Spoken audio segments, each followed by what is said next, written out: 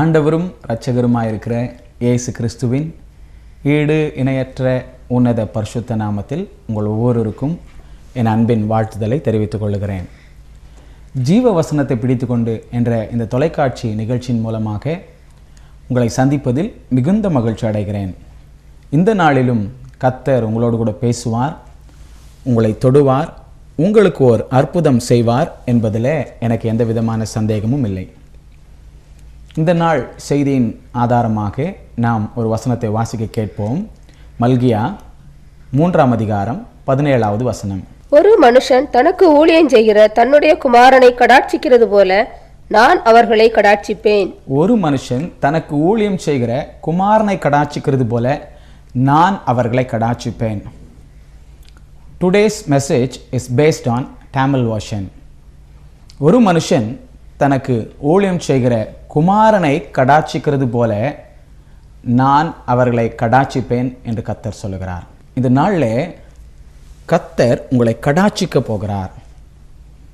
ஆவிக்குரிய ரீதியாக, சரீர பிரகாரமாக, பொருளாதார ரீதியாக ஆண்டவரிடத்தில் நீங்கள் கடாட்சம் பெற போகிறீர்கள். 1 சாமுவேல் 2ஆம் அதிகாரம் 21வது வசனத்தை வாசிப்பீர்களானால் அங்கே கர்த்தர் அன்னாள் பேரில் கடாட்சமானார் என்று சொல்லப்பட்டிருக்கிறது. 1 சாமுவேல் 1ஆம் அதிகாரம் 11வது வசனத்தை வாசிப்பீர்களானால் அன்னாள் தேவ சமூகத்தில் போய் இப்படியாக விண்ணப்பம் பண்ணுகிறார். அன்னாள் ஆண்டவரை பார்த்து சொல்லுகிறார், ஆண்டவரே, என்னுடைய சிறுமையை கண்ணோக்கி பார்த்து எனக்கு ஒரு ஆண் பிள்ளையை கொடுத்தால் உயிரோடு இருக்கிற நாளெல்லாம் அவனை உமக்கு ஒப்பு கொடுப்பேன் என்று சொல்லி ஆண்டவரிடத்தில் விண்ணப்பம் பண்ணுகிறாள், பொருத்தனை பண்ணுகிறாள். ஆண்டவர் அவளுடைய விண்ணப்பத்தை கேட்டு சாமுவேல் என்ற பிள்ளையாண்டானை பெற்றெடுக்கும்படி அருள் புரிகிறார். அவள் சாமுவேலை பெற்ற பின்பு சாமுவேல் பால் மறந்தவுடனே தன்னுடைய பொருத்தனையை நிறைவேற்றி தேவ சமூகத்தில் ஆலயத்தில் அன்னாள் தன் பிள்ளையை கொண்டு வந்து விடுகிறாள். அதற்கு மாறாக கர்த்தர் அவளை 5 மடங்கு கடாட்சித்தார். அதை தான் 1 சாமுவேல் 2ஆம் அதிகாரம் 21வது வசனத்தில் வாசிக்கிறோம். 5 மடங்கு கடாட்சித்தார். 3 குமாரரையும் 2 குமாரத்திகளையும் கொடுத்தார். நீ ஆண்டவரிடத்துல ஒரு பொருத்தனை செய்து அதை நிறைவேற்றினபடினாலே ஆண்டவர் உன்னை 5 மடங்கு கடாட்சிக்க போகிறார். 5 மடங்கு கடாட்சம் கர்த்தர் உனக்கு தருவேன் என்று வாக்கு பண்ணுகிறார். அது மாத்திரமல்ல, யோவேல் 2ஆம் அதிகாரம் 17-18 வசனங்களை வாசிப்பீர்களானால் அங்கே வேதவசனம் சொல்லுகிறது, ஆசாரியர்கள் மண்டபத்துக்கும் பலிபீடத்துக்கும் நடுவாக நின்று ஜனங்களுக்காக வேண்டுதல் செய்தார்களாம். கர்த்தர் ஜனத்தின் மேல் கடாட்சம் வைத்தார் என்று சொல்லப்பட்டிருக்கிறது. கர்த்தருடைய ஊழியக்காரர்கள் உங்களுக்காக திறப்பின் வாசல்ல நிற்கிறபடினாலே, கர்த்தருடைய ஊழியக்காரர்கள் உங்களுக்காக ஜெபித்து கொண்டிருக்கிறபடினாலே அந்த ஜெபத்தின் பலனாக கர்த்தர் உன்னை கடாட்சிப்பேன் என்று சொல்லுகிறார். அது மாத்திரமல்ல, லூக்கா 1ஆம் அதிகாரம் 24வது வசனத்தை வாசிப்பீர்களானால் அங்கே எலிசபெத் மலடியாயிருந்தாள், நிந்தையை அனுபவித்தாள். வேதம் சொல்லுகிறது, அவளுடைய நிந்தை நீங்கும்படியாக கர்த்தர் அவளை கடாட்சித்தார் என்று சொல்லி. இந்த நாளிலும் கர்த்தர் உன்னுடைய நிந்தை நீங்கும்படியாய் உன்னை கடாட்சிப்பேன் என்று சொல்லி வாக்கு பண்ணுகிறார். அது மாத்திரமல்ல, லூக்கா 9ஆம் அதிகாரம் 38வது வசனத்தை வாசிப்பீர்களானால் அங்கே ஒரு தகப்பன் ஆண்டவரிடத்துல வந்து தன்னுடைய மகனுக்காய் வேண்டுதல் செய்கிறான். பிசாசு பிடித்த தன்னுடைய மகனை கடாட்சி தரல வேண்டும் என்று சொல்லி ஆண்டவரிடத்துல வேண்டுதல் செய்கிறான். ஆண்டவர் அவனுடைய வேண்டுதலை கேட்டருளினார். இன்றைக்கு உன்னுடைய வேண்டுதலை கர்த்தர் கேட்டு உன்னுடைய பிள்ளையை அந்த பிசாசின் பிடியிலிருந்து விடுதலையாக்கி உன்னை கடாட்சிப்பேன் என்று சொல்லுகிறார். உன்னத பாட்டு 8ஆம் அதிகாரம் 10வது வசனத்தை வாசிப்பீர்களானால் அங்கே சாலமோன் சொல்லுகிறான், அவருடைய கண்களிலே நான் கடாட்சம் பெறலானேன் என்று சொல்லுகிறான். இன்றைக்கு அதுவே உன்னுடைய சாட்சியாய் மாறப்போகிறது. நீ அவருடைய கண்களிலே கடாட்சம் பெற போகிறாய் என்று கர்த்தர் சொல்லுகிறார். கர்த்தருடைய கண்களிலே கடாட்சம் பெறுகிறாய், கடாட்சம் பெறுகிறாய். கர்த்தர் அதை உனக்கு செய்கிறார். Thank you Lord. இன்றைக்கு கர்த்தர் உன்னோடு கூட பேசுகிறார், உன்னோடு கூட பேசுகிறார். நான் அவர்களை கடாட்சிப்பேன் என்று கர்த்தர் சொல்லுகிறார். இந்த வசனத்தை நாம் மறுபடியும் வாசித்து இதில் இருக்கிற சாரை நாம் எடுக்க போகிறோம். நீங்கள் பார்த்துருப்பீங்க, இந்த கரும்பு சாறு எடுக்கிறவங்கள பார்த்துருப்பீங்க. இந்த கரும்பை அந்த மிஷினில் விடுவாங்க. முதல்ல சாறு வரும், திருப்பி அந்த கரும்பை 2ஆ மடித்து திருப்பி விடுவாங்க, திருப்பி 3ஆக மடித்து அது சக்கை அப்படியே ஆயிரும், திருப்பி விடுவாங்க, இன்னும் திருப்பி 4ஆ மடிச்சு திருப்பி அதை விட்டு அதில் இருக்கிற சக்கையெல்லாம் எடுப்பார்கள். அதே போல இந்த வசனத்தை மறுபடியும் மறுபடியும் நாம் வாசித்து இதில் இருக்கிற சாரை நாம் புளிந்து எடுக்க போகிறோம். இந்த வசனத்தை மறுபடியும் வாசிப்போம். மல்கியா 3:17 பிற்பகுதியை வாசிப்போம்.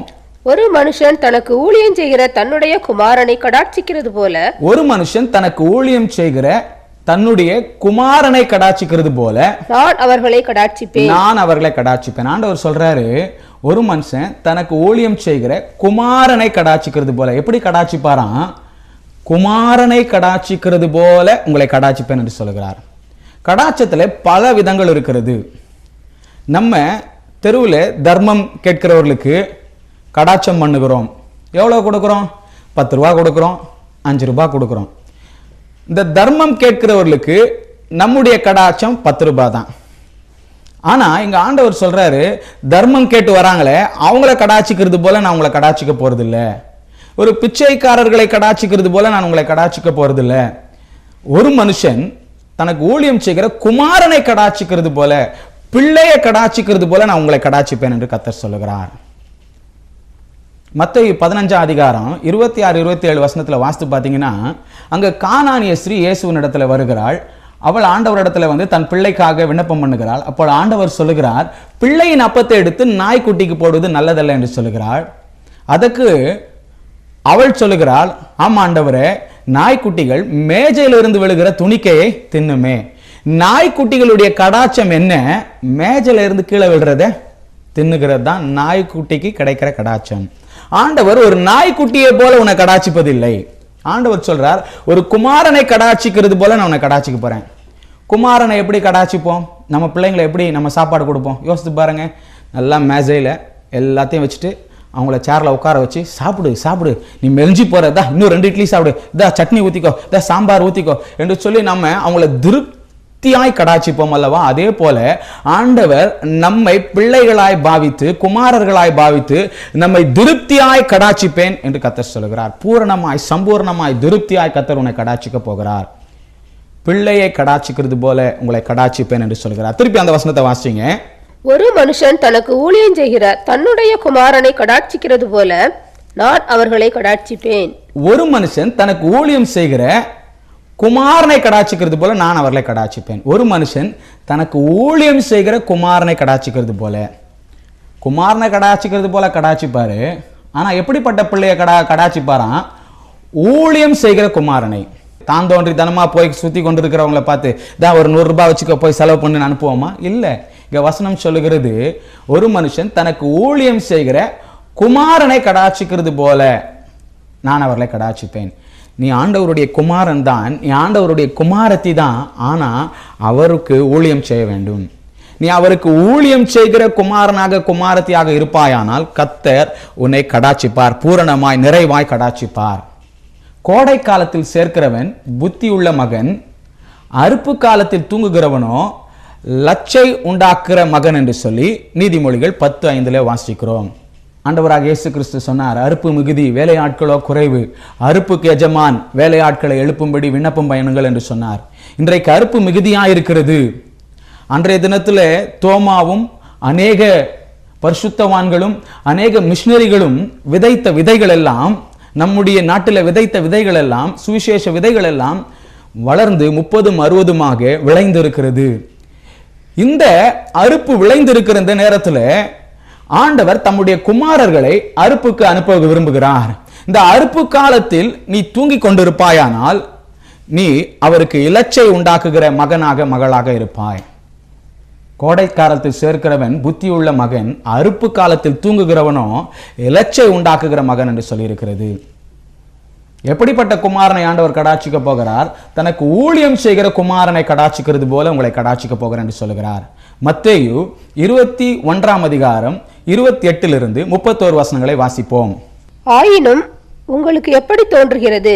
ஒரு மனுஷனுக்கு 2 குமாரர் இருந்தார்கள். இங்கே ஆண்டவராக இயேசு கிறிஸ்து ஒரு ஓமையை சொல்லுகிறார். ஆயினும் உங்களுக்கு எப்படி தோன்றுகிறது? ஒரு மனுஷனுக்கு 2 குமாரர்கள் இருந்தார்கள். மூத்தவனிடத்தில் அவன் வந்து, மகனே, நீ போய் இன்றைக்கு என் திராட்சை தோட்டத்தில் வேலை செய் என்றான். அதற்கு அவன் மாட்டேன் என்றான். மூத்த குமாரனை பார்த்து தகப்பன் சொல்லுகிறான், மகனே, இன்றைக்கு நீ என்னுடைய திராட்சை தோட்டத்திலே போய் வேலை செய் என்று சொல்லுகிறான். ஆனால் அதற்கு மூத்த குமாரனும் மாட்டேன் என்று சொல்லுகிறான். ஆகிலும் பின்பு அவன் மனஸ்தாபப்பட்டு போனான். இளையவனிடத்திலும் அவன் வந்து அப்படியே சொன்னான். அதற்கு அவன், போகிறேன் ஐயா என்று சொல்லியும் போகவில்லை. இவ்விருவரில் எவன் தகப்பனுடைய சித்தத்தின்படி செய்தவன் என்று கேட்டார். கவனிங்க, இங்க ஆண்டவராகிய இயேசு கிறிஸ்து ஓமை சொல்லுகிறார். ஒரு மனுஷனுக்கு 2 குமாரர்கள் இருந்தார்கள். மூத்தவனிடத்துல தகப்பன் பார்த்து சொல்லுகிறான், இன்றைக்கு என் திராட்சை தோட்டத்தில் போய் வேலை செய் என்று சொல்லுகிறான். தகப்பனுக்கிடத்துல மூத்த குமாரன் சொல்லுகிறான், போக மாட்டேன் என்று சொல்லுகிறான். ஆனாலும் மனஸ்தாபப்பட்டு போனான். அதே தகப்பன் இளைய குமாரனிடத்துல வந்து, இன்றைக்கு என் திராட்சை தோட்டத்தில் போய் வேலை செய் என்று சொல்லுகிறார். ஆனால் இளைய குமாரன் என்ன சொல்றான், போகிறேன் ஐயா, யோஸ் ஒபீடியன்ட்லி என்று சொல்வது போல போகிறேன் ஐயா என்று சொல்லுகிறான். அவன் போகவில்லை. இதுல யார் தேவனுடைய சித்தத்தை செய்தவர்கள் என்று சொல்லி இயேசு இங்கு கேள்வி எழுப்புகிறார். நீ அதிக நாளாய் ஆண்டவரே என்னை குறித்து உம்முடைய சித்தம் என்ன என்று சொல்லி நீ கேட்டுக்கொண்டிருக்கிறாய். ஆண்டவர் சொல்லுகிறார், நீ இன்றைக்கு என்னுடைய திராட்சை தோட்டத்தில் வேலை செய் என்று சொல்லுகிறார். அதுதான் தேவ சித்தம். முதலாவது தேவனுடைய ராஜ்யத்தின் காரியத்தை நீ செய்வாயானால் மற்ற காரியங்கள் எல்லாம் உனக்கு கூட கொடுக்கப்படும். இந்த குமாரன் மாட்டேன்னு சொன்னான், மனஸ்தாபப்பட்டு போனான். இன்றைக்கு நீ மாட்டேன் என்று சொல்லி கொண்டிருக்கிறாயா? நீ மனஸ்தாபப்பட்டு ஆண்டவருடைய ராஜ்யத்தின் வேலையை செய்வாயானால் நீ கடாட்சத்தை பெற்றுக்கொள்வாய். ஏதோ ஒரு விதத்தில் ஆண்டவருடைய ராஜ்யத்தினுடைய பணியை நீ செய்ய வேண்டும். அப்பொழுது நீ கடாட்சத்தை பெற்றுக்கொள்வாய். ஒருவேளை இளைய குமாரனை போல போகிறேன் என்று சொல்லி தாமதம் பண்ணி கொண்டிருக்கிறாயா, தட்டி கழித்து கொண்டிருக்கிறாயா? ஆண்டவர் சொல்லுகிறார், இதுதான் என்னுடைய சித்தம், என்னுடைய திராட்சை தோட்டத்தில் நீ வேலை செய் என்று சொல்லுகிறார். ஒரு மனுஷன் தனக்கு ஊழியம் செய்கிற குமாரனை கடாட்சிக்கிறது போல நான் உங்களை கடாட்சிப்பேன். கர்த்தர் சொல்றார், நீ குமாரன் தான், ஆனா எனக்கு நீ ஊழியம் செய்வாயானால் என்னுடைய ராஜ்யத்தில் ஒரு பங்கு உனக்கு இருக்கிறது. அந்த ராஜ்யத்தின் விரிவாக்கத்துக்கு உனக்கு கொடுக்கப்பட்ட கடமையை நீ செய்வாயானால் நான் உன்னை கடாட்சிப்பேன் என்று கர்த்தர் சொல்லுகிறார். முதலாவது எப்படி கடாட்சிப்பார்? குமாரனை போல கடாட்சிப்பார். எப்படிப்பட்ட குமாரனை கடாட்சிப்பார் என்று சொன்னேன். இங்கே அந்த வசனம் சொல்லுகிறது, ஒரு மனுஷன் தனக்கு ஊழியம் செய்கிற குமாரனை கடாட்சிக்கிறது போல என்று சொல்லி இருக்கிறது. ஒரு மனுஷன் தனக்கு ஊழியம் செய்கிற ஊழியக்காரனை, வேலைக்காரனை கடாட்சிக்கிறது போல நான் உங்களை கடாட்சிப்பேன் என்று சொல்லவில்லை. ஒரு மனுஷன் தனக்கு ஊழியம் செய்கிற குமாரனை கடாட்சிக்கிறது போல நான் உங்களை கடாட்சிப்பேன் என்று ஆண்டவர் சொன்னார்.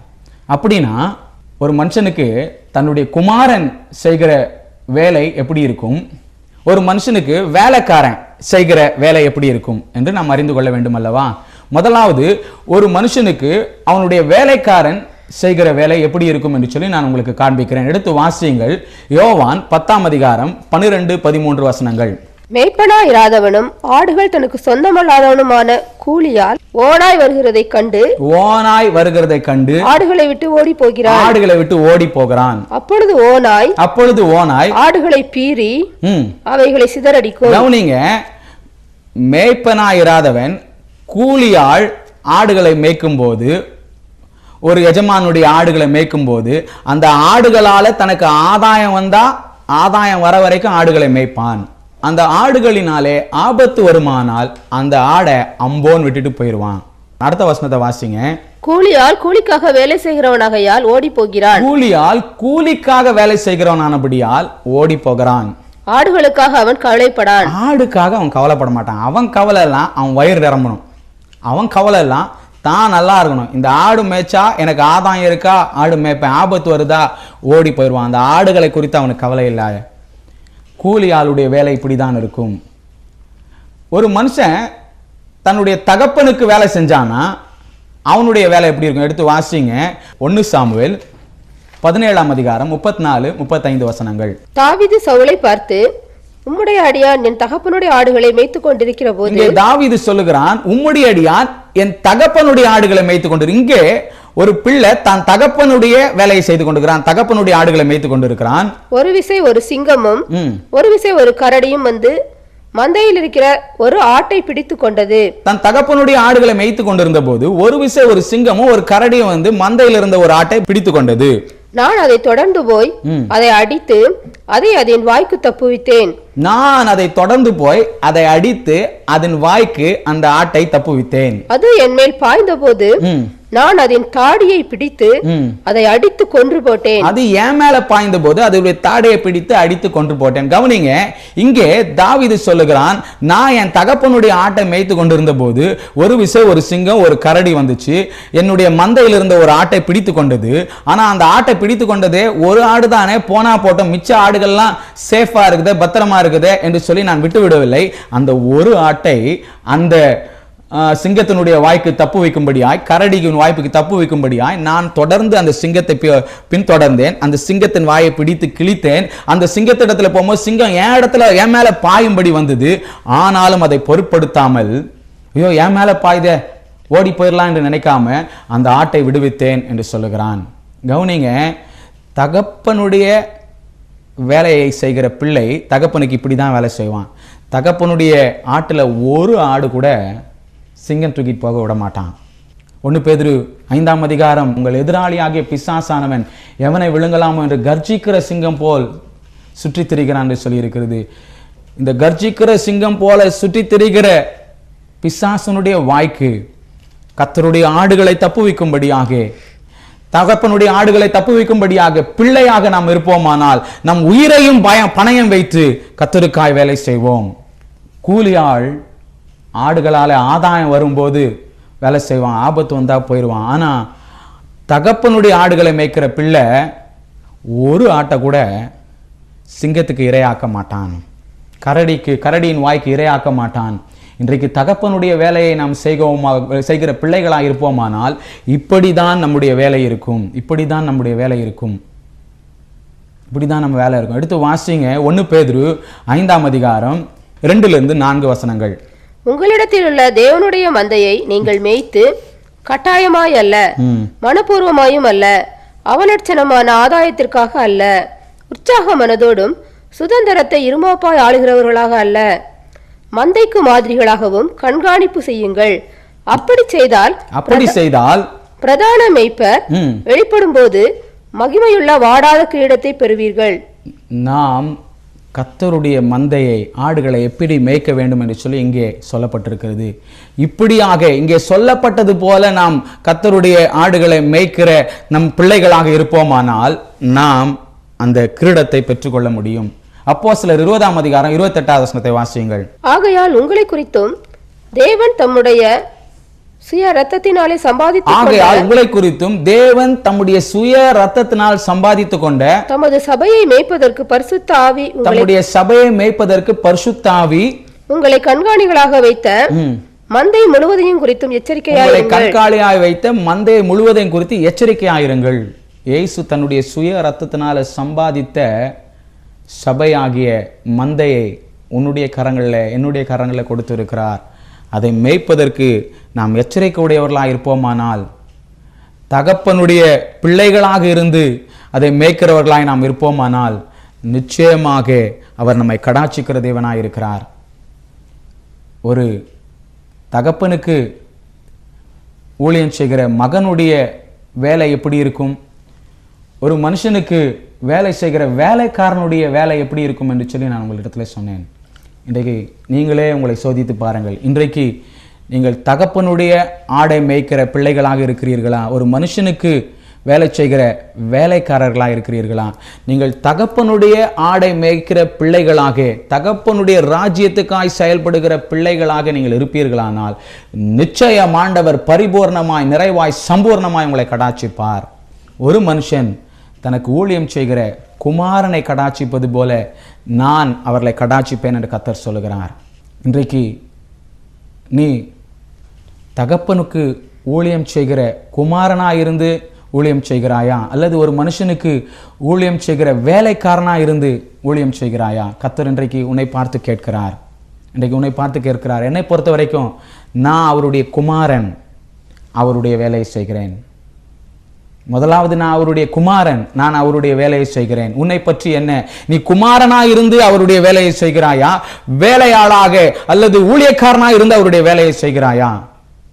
என்னை பொறுத்தவரை யாரெல்லாம் இயேசுவின் நாமத்தில் விசுவாசம் உள்ளவர்களாக இருக்கிறார்களோ, அவரை ஏற்றுக்கொண்டு இருக்கிறார்களோ, யாரெல்லாம் பரிசுத்தாவினால் நடத்தப்படுகிறார்களோ, யாரெல்லாம் குமாரனுடைய ஆவியை தன்னுடைய இருதயத்தில் உடையவர்களாக இருக்கிறார்களோ, யாரெல்லாம் பிரித்தெடுக்கப்பட்ட வாழ்க்கை வாழ்கிறார்களோ, அசுத்தத்தை விட்டு நீங்கி பிரித்தெடுக்கப்பட்ட வாழ்க்கை வாழ்கிறார்களோ, அவர்கள் எல்லாரும் குமாரர்கள் குமாரத்திகளாய் இருக்கிறார்கள்.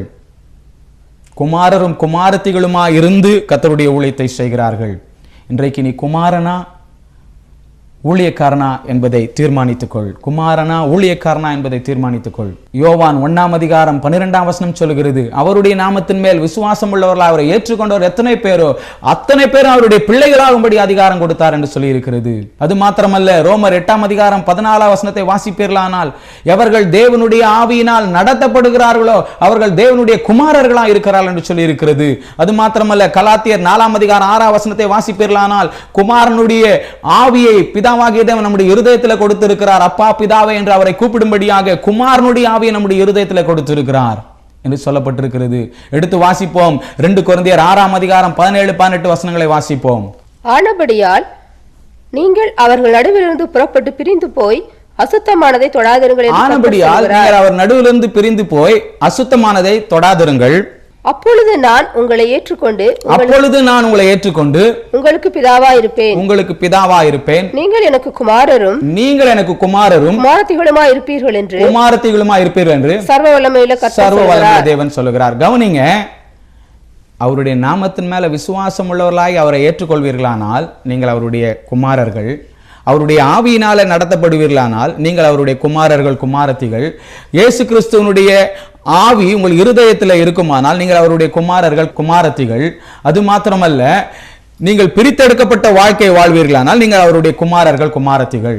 இப்படிப்பட்டவர்களாக இருப்பீர்களானால் நீங்கள் அவருடைய குமாரர்களாக குமாரத்திகளாக இருந்து அவருடைய ஊழியத்தை செய்கிறீர்கள். இன்றைக்கு உங்களையே நீங்கள் நிதானித்துக் கொள்ளுங்கள்.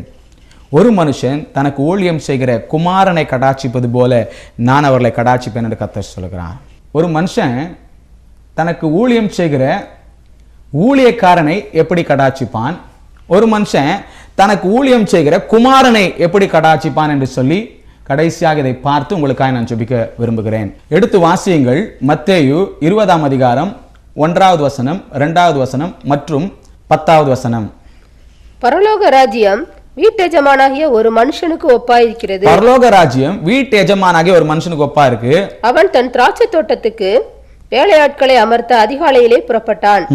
வேலையாட்களுடன் நாளொன்றுக்கு 1 பணம் கூலி பேசி அவர்களை தன் திராட்சை தோட்டத்துக்கு அனுப்பினான். வேலையாட்களுக்கு நாளொன்றுக்கு 1 பணம் கூலி பேசி திராட்சை தோட்டத்துக்கு அனுப்பினான்.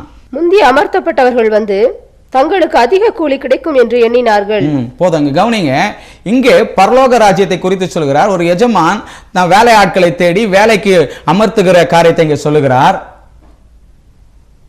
3ஆம் மணி வேலை, 6ஆம் மணி வேலை, 11ஆம் மணி வேலை வரைக்கும் ஜனங்களிடத்தில் போய் வேலையாட்களை தேடி வேலையாட்களை தன்னுடைய தோட்டத்துக்கு வேலை செய்யும்படி அழைக்கிறார். கவனிங்க, அது முக்கியம் இல்லை. இங்கே அவர்கள் வரும்போதே, வேலைக்கு வரும்போதே கூலியை பேசிட்டு தான் வராங்க.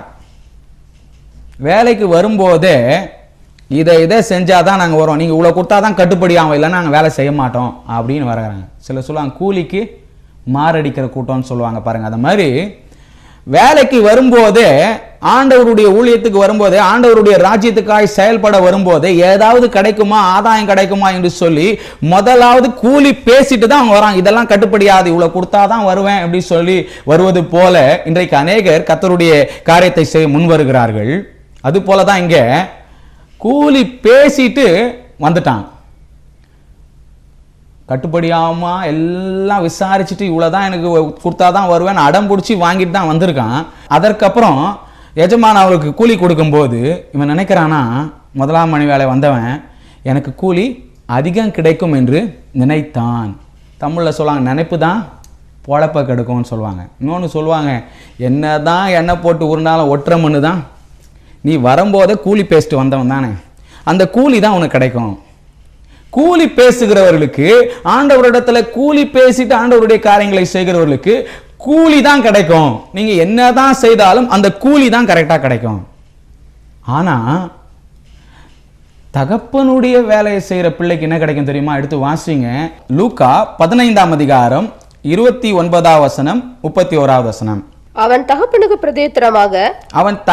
பிரதியுத்தரமாக இதோ இத்தனை வருஷ காலமாய் நான் உமக்கு ஊழியம் செய்து. இங்கே ஒரு மகன் தகப்பனுக்கு பிரதியுத்தரமாய் சொல்லுகிறான், இத்தனை வருஷமா நான் உமக்கு ஊழியம் செஞ்சேன், ஒரு காலம் உம்முடைய கற்பனையை மீறாதிருந்தும், ஒரு காலம் ஒரு கற்பனையை மீறல, என் சிநேகிதரோட நான் சந்தோஷமா இருக்கும்படி, ஆனாலும் என் சிநேகிதனோட நான் சந்தோஷமா இருக்கும்படி நீர் ஒரு காலம் எனக்கு ஒரு ஆட்டுக்குட்டியையாவது கொடுக்கவில்லை. ஒரு காலம் எனக்கு ஒரு ஆட்டுக்குட்டியும் கொடுக்கல. கவனிங்க, இங்கே தகப்பனுடைய வேலையை செய்த மகன் இங்க வந்து தகப்பன் மேல் குறைப்பட்டு கொண்டிருக்கிறான். நம்ம அநேக நேரங்கள் எப்படிதான் தகப்பன் மேல குறைப்பட்டு கொண்டிருக்கிறோம். ஆண்டவரே, நமக்கு உண்மையா ஊழியம் செஞ்சேன்ப்பா, உண்மையா நீர் சொன்ன காரியங்கள் எல்லாம் செஞ்சேன், இன்னும் எனக்கு ஏன் உயர்வு வரல, இன்னும் எனக்கு ஆசீர்வாதம் வரல, இன்னும் எனக்கு ஏன் நன்மை வரவில்லை என்று சொல்லி இந்த குமாரனை போல, மூத்த குமாரனை போல தான் நாமும் கேட்டுக்கொண்டிருக்கிறோம். இந்த குமாரன் கேட்கிறான், நான் உமக்கு உண்மையா வேலை செஞ்சேன், ஆனா நான் சந்தோஷமா இருக்கும்படி ஒரு ஆட்டுக்குட்டியை கூட எனக்கு தரல என்று சொல்லுகிறான். இன்றைக்கு நிறைய குமாரர்களுக்கு ஆண்டவரை குறித்த குறைபாடு இதுதான். காரணம் என்ன தெரியுமா? அவர்கள் தகப்பனை சரியாய் புரிந்து கொள்ளவில்லை. ஆண்டவராகிய நம்முடைய தகப்பனை நாம் சரியாக புரிந்து கொள்ளாதனால்தான் இப்படி குறையாக அவரை நினைக்கிறோம். தகப்பன் என்ன சொல்றான் பாருங்க, எடுத்து வாசிங்க 31ஆம் வசனம்.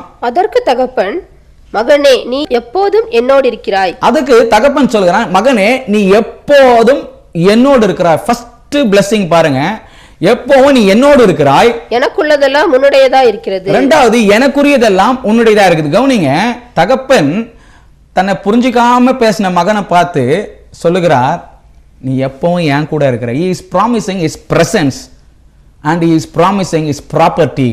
முதலாவது அவர் சொல்றார், நீ எப்பவும் என் கூட இருக்கிறேன்னு சொல்றார். ரெண்டாவது, என்னுடையதெல்லாம் உன்னுடையது தான் என்று சொல்லுகிறார். நீ தகப்பனுக்கு மாத்திரம் உண்மையா வேலை செய்வேனா?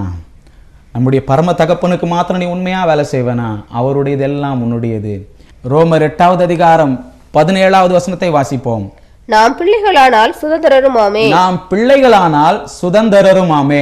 தேவனுடைய சுதந்திரரும், தேவனுடைய சுதந்திரரும், கிறிஸ்துவுக்கு உடன் சுதந்திரருமாமே. கிறிஸ்துவுக்கு உடன் சுதந்திரருமாமே. கிறிஸ்துவுடனே கூட நாம் மகிமைப்படும்படிக்கு, கிறிஸ்துவுடனே கூட நாம் மகிமைப்படும்படிக்கு, அவருடனே கூட பாடுபட்டால் அப்படி, அவருடனே கூட பாடுபட்டால் அப்படி ஆகும். கவனிங்க, கிறிஸ்துவுடனே கூட நீ மகிமைப்படும்படிக்கு இன்றைக்கு கிறிஸ்துவோடு கூட பாடுபட்டால் அப்படி ஆகும். நீ கிறிஸ்துவோடு கூட உடன் சுதந்திரனாக கிறிஸ்துவுக்குரிய எல்லா ஸ்லாக்கியங்களையும் எல்லா காரியத்துக்கும் வாரிசுதாரனாக நீயும் நானும் இருக்க முடியும். அதான் வேதம் சொல்கிறது. ஆனால் கிறிஸ்துவுடனே கூட நீ பாடுபட்டால் அப்படி ஆகும். கிறிஸ்து என்ன பாடுபட்டார்? வியாதியில பாடுபட்டாரா? இல்லை. கிறிஸ்து தேவனுடைய ராஜ்யத்தை பூமியிலே ஸ்தாபிக்கும்படியாய் பாடுபட்டார். அதுபோல நீயும் கர்த்தருடைய ஊழியத்தை செய்வாயானால், கர்த்தருடைய ஊழியத்திற்காக ஏதோ ஒரு விதத்தில் நீ பாடுபடுவாயானால், நீயும் அவருடைய வாரிசுதாரராக மாற முடியும். நீயும் அவருடைய வாரிசுதாரராக மாற முடியும். கிறிஸ்துவுக்கு இருக்கிற அதே ஸ்லாக்கியத்தை, பாக்கியத்தை ஆண்டவராகிய தேவன், பிதாவாகிய தேவன் உனக்கும் எனக்கும் வைத்திருக்கிறார். இயேசு கிறிஸ்து நம்முடைய மூத்த சகோதரன், நாம் இளைய சகோதரராக இருக்கிறோம். இயேசுக்கு என்ன ஸ்லாக்கியங்களை, என்ன பாக்கியங்களை பிதாவாகிய தேவன் வைத்திருக்கிறாரோ அதே பாக்கியத்தை, ஸ்லாக்கியத்தை உனக்கும் எனக்கும் வைத்திருக்கிறார். நாம் குமாரர்களாக, குமாரத்திகளாக இருந்து அவருடைய ஊழியத்தை செய்ய இன்றைக்கு ஆண்டவர் நம்மை அன்பாய் அழைக்கிறார். கண்களை மூடி ஆண்டவரை நோக்கி பார்ப்போமா? தகப்பனே, நன்றியோடு கூட ஸ்தோத்திரிக்கிறேன். ஆண்டவரே, நான் அவர்களை கடாட்சிப்பேன் என்று சொன்னீரேன். இந்த தொலைக்காட்சி முன்பதாய் அமர்ந்து இந்த திருவசனத்தை கேட்டுக்கொண்டிருக்கிற ஒவ்வொருவரையும் கர்த்தர் நீர் கடாட்சிக்கிறதற்காய் நன்றி செலுத்துகிறேன். ஒரு மனுஷன் தன்னுடைய குமாரனை கடாட்சிக்கிறது போல ஆண்டவரே, இவர்களை நீர் குமாரர்களாக, பிள்ளைகளாய் பாவித்து நீர் கடாட்சிக்கிறதற்காய் நன்றி செலுத்துகிறேன். உமக்கு நன்றி செலுத்துகிறேன். ஆண்டவரே, ஒரு மனுஷன் தனக்கு ஊழியம் செய்கிற குமாரனை கடாட்சிக்கிறது போல ஆண்டவரே, நாங்கள் ஆண்டவரே உம்முடைய ஊழியத்தை, உம்முடைய ராஜ்யத்தின் காரியத்தை செய்ய எங்களை அர்ப்பணித்து இருக்கிறபடினாலே நீர் எங்களை அளவில்லாமல் கடாட்சிக்கிறதற்காக நன்றி செலுத்துகிறேங்க தாவே. உம்மை நன்றியோடு கூட ஸ்தோத்திரிக்கிறேன். நாங்கள் உம்முடைய குமாரர்களும் குமாரத்திகளுமாயிருந்து உம்முடைய ராஜ்யத்தின் காரியங்களை இணைந்து செயல்படுகிறபடினாலே எங்கள் மேல் ஆண்டவரே உம்முடைய கடாட்சம் வருகிறதற்காக நன்றி செலுத்துகிறேன். வாழ்க்கையின் எல்லா பகுதிகளிலும் உம்முடைய பிள்ளைகள் கடாட்சம் பெறும்படி இப்பொழுது நீர் அனுக்கிரகம் பாராட்டுகிறதற்காக ஸ்தோத்திரம். இந்த பகுதியிலே எனக்கு கடாட்சம் வரவில்லை என்று சொல்லி இயங்குகிற அன்பு சகோதரனை, சகோதரியை அந்த பகுதியிலே நீர் கடாட்சித்து மகிழ பண்ணுகிறதற்காக ஸ்தோத்திரம். வாழ்க்கையின் எல்லா பகுதிகளிலும் உம்முடைய பிள்ளைகளை கடாட்சித்து ஆசீர்வதித்து மகிமைப்படுகிற கர்த்தர் இப்பொழுதே நான் அவர்களை கடாட்சிப்பேன் என்று வாக்கு கொடுக்கிறது மாத்திரமல்ல, அதை செயல்படுத்துகிறதற்காக நன்றி செலுத்துகிறேன். ஒவ்வொருவரையும் ஆசீர்வதிக்கிறதற்காக நன்றி செலுத்துகிறேன். பெரிய காரியங்களை செய்யும் இயேசுவின் திருநாமத்தில் அவர்களை ஆசீர்வதித்து ஜெபிக்கிறேன் நல்ல பிதாவே. ஆமென், ஆமென். Kindly watch this program, Jeeva Vasanati Pittukondu, on Tamil TV every Saturday at 5:30 p.m. Thank you. Bye.